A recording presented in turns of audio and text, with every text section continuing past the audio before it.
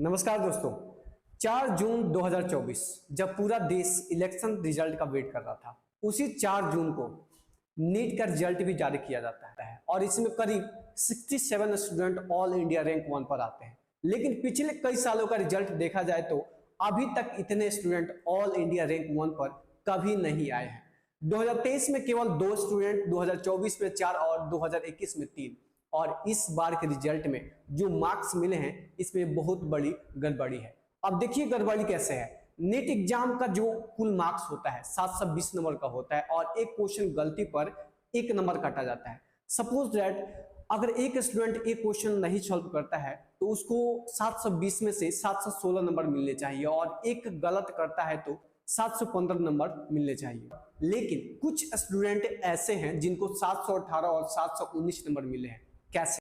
और anti agency से पूछा गया जो नीट का एग्जाम कंडक्ट करती है तो बोले ग्रेस नंबर दिया गया है। लेकिन सबको पता तो होना चाहिए ग्रेस नंबर कैसे मिलता है और कितना।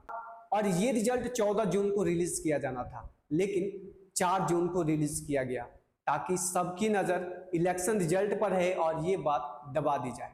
एक और बड़ी बात, ये पेपर एग्जाम के टाइम ही लीक हो गया था, फिर रिजल्ट जारी किया गया।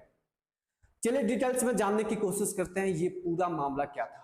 5 मई 2024 जिस दिन नीट का पेपर हो रहा था पूरे देश में कुल 4750 सेंटर बनाए गए थे और उसी 5 मई के शाम को ही कई सारे सोशल मीडिया पर दावा किया गया कि पेपर लीक हो गया था। और इन सभी सेंटर में से सबसे ज्यादा बवाल राजस्थान के girls higher secondary Adarsh Vidya मंदिर सवाई माधोपुर में हुआ था। यहाँ पर एक्चुअली हिंदी मीडियम के बच्चों को इंग्लिश मीडियम वाला पेपर और इंग्लिश मीडियम वाले बच्चों को बहुत हिंदी और इंग्लिश वाला पेपर दिया गया था। इंग्लिश मीडियम वाले बच्चे तो पेपर सॉल्व कर रहे थे क्योंकि उनमें दोनों लैंग्वेज था, लेकिन हिंदी मीडियम के बच्चे एग्जाम हॉल से बाहर आकर प्रोटेस्ट करने लगे। फिर जो एग्जाम हॉल में कर्मचारी थे उन्होंने गलती को माना कि गलती से पेपर इधर उधर हो गया है। तब तक 15 से 20 मिनट हो चुका था। उसके बाद बच्चों ने बोला OMR सीट भी दे दो।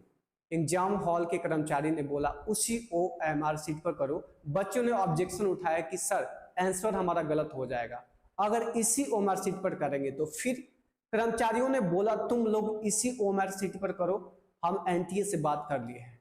और जितने स्टूडेंट एग्जाम हॉल से बाहर जाकर प्रोटेस्ट कर रहे थे वह क्वेश्चन पेपर साथ में लेके गए थे। अब बताइए उतने देर तक स्टूडेंट बाहर प्रोटेस्ट कर रहे थे, क्या आजकल के सोशल मीडिया के जमाने में पेपर लीक नहीं हो सकता? और इतने बवाल होने के बावजूद भी एंटी एजेंसी कहता है पेपर लीक नहीं हुआ था और 4 जून को रिजल्ट जारी कर देता है जिसमें ऑल इंडिया रैंक पर 67 स्टूडेंट आते हैं। जो आज तक नीट के कैरियर में ऐसा कभी नहीं हुआ था कि 67 स्टूडेंट ऑल इंडिया रैंक पर आए हो। लेकिन यहां तक अभी सही था। बवाल तब होता है जब कुछ स्टूडेंट का नंबर देखा जाता है जिसमें 719 नंबर और 718 नंबर मिले थे, जबकि स्टार्टिंग में ही आपको बताया कि यह नंबर कैसे पॉसिबल हो सकता है। हालांकि इकलौता राजस्थान का सेंटर नहीं था जहां पर पेपर लीक का मामला सामने आया था। पटना के शास्त्री नगर में कुछ लोग कार में थे और एग्जाम सेंटर के एरिया में सफेद रेनॉल्ट डस्टर गाड़ी में चक्कर लगा रहे थे। पटना पुलिस को शक होता है और जांच किया जाता है तो 3 लोग पकड़े जाते हैं 4 एडमिट कार्ड के साथ, जिसमें से एक बताता है कि हमने कुछ स्टूडेंट को पेपर की सेटिंग कराया है सेट्रो से, जिसमें से एक स्टूडेंट का एडमिट कार्ड पर नाम होता है आयुष राज, जिसका सेंटर DAV पब्लिक स्कूल में था। और वहां पर पुलिस जांच करने के लिए पहुंचते हैं तो आयुष राज पेपर दे रहा होता है। ये सब देखते हुए पटना के एक पुलिसकर्मी जिनका नाम अमर कुमार था, उन्होंने FIR दर्ज कराई, पूरा डिटेल्स में मेंशन किए। फिर भी ये सब होने के बाद भी रिजल्ट जारी कर देता है। ऊपर से ग्रेस नंबर भी दिया जाता है जिसका जिक्र NTA ने कभी किया ही नहीं था। उसके बाद भी NTA मानने के लिए तैयार नहीं है कि पेपर लीक हुआ था। इसके बाद बहुत सारे टीचर ने कोर्ट में अपील किए, जिसमें से फिजिक्स वाला के CEO अलक पांडे सर भी शामिल हैं और एजुकेशन मिनिस्टर धर्मेंद्र प्रधान कतई मानने के लिए तैयार नहीं है कि पेपर लीक हुआ था। लेकिन इन्होंने ग्रेस नंबर को हटाने की बात बोले हैं कोर्ट में। तो कैसी लगी वीडियो? अगर वीडियो मेरी अच्छी लगती हो तो चैनल को लाइक एंड सब्सक्राइब और शेयर जरूर करें ताकि मैं ऐसे ही रोज एजुकेशन बेस पे वीडियो बनाता रहूं। नमस्कार।